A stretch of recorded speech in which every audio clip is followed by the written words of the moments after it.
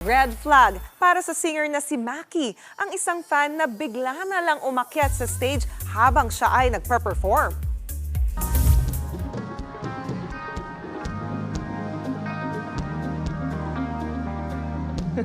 Baba ka, ate!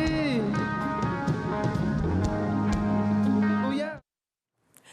Nashook at nahinto sa pagkanta si Maki nang umakyat sa stage ang babaeng yan na may dalang phone. Tumakbo palayo si Maki at pinababa niya ang fan na gusto palang makipag-selfie. Pumayag din naman sa huli si Maki at nagpatuloy siya sa pagkanta. Maraming fans ang naalarma sa behavior ni ate girl. Pero say ni Maki sa ex, okay naman siya.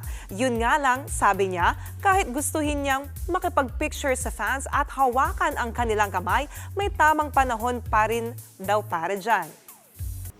Mga kapatid, Jania Lipon po, laging maging updated sa latest sa entertainment and lifestyle para maging una sa balitaan.